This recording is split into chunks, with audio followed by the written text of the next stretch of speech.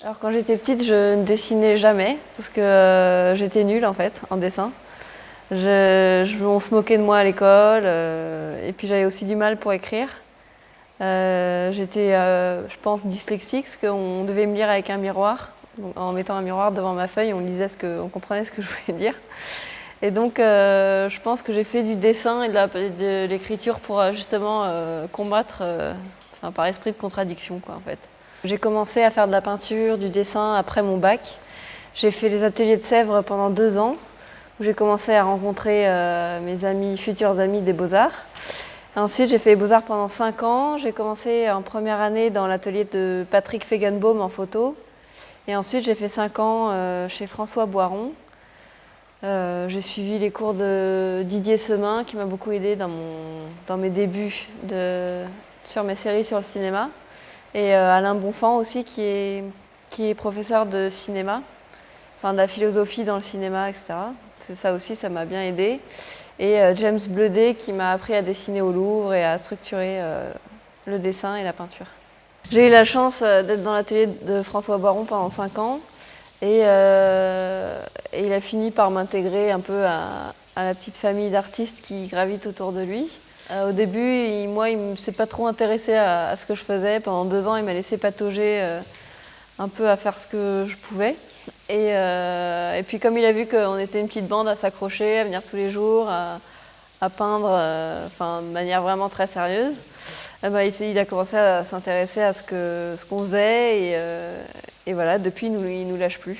Il m'a vu commencer à monter des pièces de théâtre avec ma sœur, donc à m'intéresser aussi à la mise en scène, aux acteurs, etc.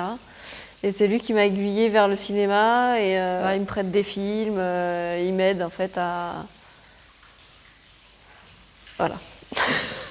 Alors moi, mes sources d'inspiration, beaucoup Edward Hopper et Rembrandt. Alors, on pourrait croire que ça n'a rien à voir par l'époque, enfin les deux. Et en fait, c'est la façon dont ils ont traité, de donner vie à leur peinture, à leur dessin. Rembrandt par son trait qui est très vibrant, et Hopper par les situations de vie, les sentiments qu'il met dans ses tableaux, la solitude souvent, les choses comme ça. Il arrive bien à capter la vie des personnages qu'il met en scène. Donc il y a aussi les impressionnistes, desquels je me sens très proche. En fait, pour le concept de faut peindre ce qu'on ressent plutôt que ce qu'on voit. Et voilà, c'est de là que je pars à chaque fois que je veux faire une image. Alors en fait, je travaille en prenant ma télé en photo. Je fais des pauses et des arrêts sur image.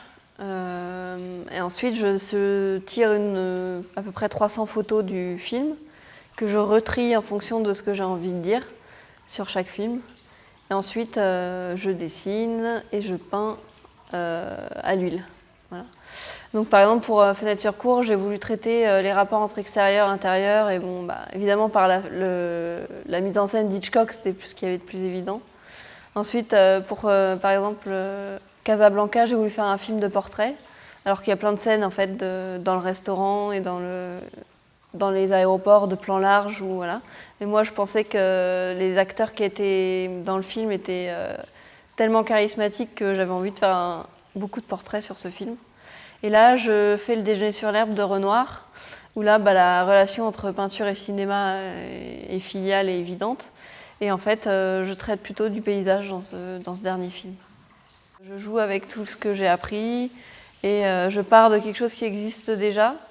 Je viens de lire une interview de Renoir qui présentait son film Déjeuner sur l'herbe et qui disait qu'il fallait donner une légion d'honneur à tous ceux qui font du plagiat parce qu'ils partent de ce qu'un artiste, un grand artiste a fait déjà, que Molière s'est inspiré de pièces de théâtre italiennes et qu'on voit ce qu'il en a fait, pareil pour Corneille, etc. Et que pour lui, partir de quelque chose qui existe déjà, c'est se libérer de plein de trucs, en fait. Donc c'est pour ça que moi, je pars du cinéma. Et puis dans le cinéma, ce qui me plaît, c'est qu'il y a tous les sujets de peinture. Voilà, le sujet de portrait, paysage, genre, on en fait ce qu'on veut. Et donc je peux m'amuser avec tout ça.